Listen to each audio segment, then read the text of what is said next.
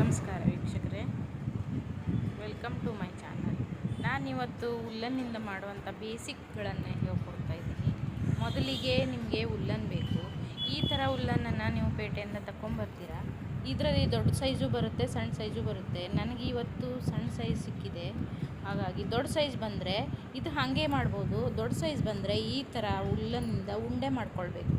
ಈ ಉಂಡೆನ ಮಾಡಿಕೊಂಡ್ರೆ ನಿಮಗೆ ಹೆಣೆಯುವಾಗ ಈಸಿ ಆಗುತ್ತೆ. ಈಗ ನಾವು ಶುರು ಮಾಡೋಣ. ಈಗ ಮೊದಲಿಗೆ ಅದಕ್ಕೆ ಬೇಕಾದಂಥ ಮಟೀರಿಯಲ್ ಅಂದರೆ ಸೂಜನ್ ಕಡ್ಡಿ. ಈ ಸೂಜನ್ ಕಡ್ಡಿ ಮತ್ತು ಒಂದು ಸೀಸರ್ ಬೇಕು. ಇಷ್ಟೇ ಸಿಂಪಲ್ ಇದಕ್ಕೆ ಬೇಕಾಗಿರೋಂಥ ಮಟೀರಿಯಲ್. ನೀವೀಗ ಈ ಉಲ್ಲನ್ ಉಂಡೆ ತಗೊಂಡು ಫಸ್ಟಿಗೆ ನಿಮಗೆ ಚೈನ್ ಸ್ಟಿಚ್ಚನ್ನು ಹೇಳ್ಕೊಡ್ತೀನಿ.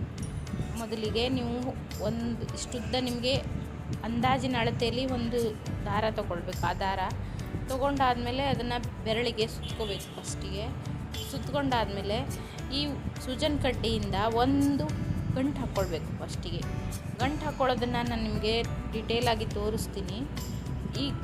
ಈ ಸೂಜನ್ ಕಡ್ಡಿ ಹೀಗೆ ಹಿಡ್ಕೊಂಡು ಅದನ್ನು 2 ರೌಂಡು ತಿರುಗಿಸ್ಬೇಕು. 2 ರೌಂಡ್ ತಿರುಗಿಸಾದ್ಮೇಲೆ ಅಲ್ಲಿ ಒಂದು ಹೋಲ್ ಮಾರ್ಪಾಡಾಗುತ್ತೆ. ಅದರಲ್ಲಿ ನೀವು ಒಂದು ಗಂಟನ್ನು ಹಾಕ್ಕೊಳ್ಬೇಕು. ಈಗ ಮತ್ತೊಮ್ಮೆ ತೋರಿಸ್ತೀನಿ. ಈಗ ಸೂಜನ್ ಕಡ್ಡಿನ 2 ರೌಂಡ್ ತಿರ್ಸಿ ಅಲ್ಲಿ ಗಂಟು ಹಾಕ್ಕೊಳ್ಬೇಕು. ಫಸ್ಟಿಗೆ ಚೈನ್ ಸ್ಟಿಚ್ ಪ್ರಾರಂಭ ಮಾಡೋಕ್ಕಿಂತ ಮುಂಚೆ ಚೈನ್ ಸ್ಟಿಚ್ ಹಾಕ್ಕೋಬೇಕು. ಹಾಕ್ಕೊಂಡಾದ್ಮೇಲೆ ಈ ಚೈನ್ ಸ್ಟಿಚ್ಚನ್ನು ಮುಂದುವರಿಸ್ತಾ ಹೋಗಬೇಕು. ನಿಮಗೆ ಎಷ್ಟುದ್ದ ಏನಾದರೂ ನೀವು ಮಾಡುವಂಥ ಏನು ಮಾಡ್ತೀರ ನೋಡಿ, ಉಲ್ಲನ್ನಲ್ಲಿ ಬಾಗಿಲು ತೋರಣನೋ, ಬ್ಯಾಗೋ ಅಥವಾ ಹೂವೋ ಅಥವಾ ಏನಾದರೂ ಮಾಡುವಂಥ ಬೇಸಿಕ್ ಇದು ಬೇಕೇ ಬೇಕು. ಈ ಚೈನ್ ಸ್ಟಿಚ್ ನೀವು ಅಳತೆ ಎಷ್ಟು ಚೈನ್ ಸ್ಟಿಚ್ ಬೇಕೋ ಅದನ್ನು ಲೆಕ್ಕ ಮಾಡಿಕೊಂಡು ನೀವು ಆ ಚೈನ್ ಸ್ಟಿಚ್ಚನ್ನು ಹಾಕ್ಕೋಬೇಕು.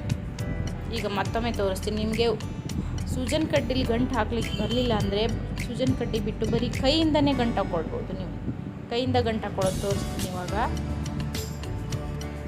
ಹೀಗೆ ಮಾಡಿ ನೀವು ಮಾಮೂಲಿ ಗಂಟು ಹಾಕ್ತೀರಲ್ಲ ಅದೇ ಥರನೇ ಗಂಟು ಹಾಕ್ಕೊಳ್ಳೋದು ಅಷ್ಟೇ. ಹಾಕ್ಕೊಂಡಾದಮೇಲೆ ಈಗ ಸೂಜನ್ ಕಡ್ಡಿ ತೊಗೊಂಡು ಚೈನ್ ಸ್ಟಿಚ್ ಮುಂದುವರಿಸ್ತಾ ಹೋಗಬೇಕು. ಎಷ್ಟು ಚೈನ್ ಸ್ಟಿಚ್ ನಿಮಗೆ ಬೇಕು ಲೆಕ್ಕ ಮಾಡಿಕೊಂಡು ಮಾಡೋದು. ನಾನು ಇವತ್ತು ನಿಮಗೆ ತೋರಿಸ್ತಾ ಇದ್ದಿದ್ದು ಬರೀ ಬೇಸಿಕ್ ಮಾತ್ರ. ಈ ಬೇಸಿಕ್ ನೀವು ಕಲ್ತ್ಕೊಂಡ್ರೆ ನೀವು ಏನು ಬೇಕಾದ್ರೂ ಹೆಣಿಲಿಕ್ಕೆ ಮುಂದಿನ ದಿನಗಳಲ್ಲಿ ನಾನು ತೋರಿಸುವಂಥ ಹೆಣಿಕೆಗೆ ಇದೇ ಅವಶ್ಯಕ. ಅದಕ್ಕಾಗಿ ನಿಮಗೆ ಇದನ್ನು ತೋರಿಸ್ತಾ ಇದ್ದೀನಿ. ನಮಸ್ಕಾರ ಫ್ರೆಂಡ್ಸ್, ಮತ್ತು ಮುಂದಿನ ವಿಡಿಯೋದಲ್ಲಿ ಭೇಟಿಯಾಗೋಣ. ಧನ್ಯವಾದಗಳು.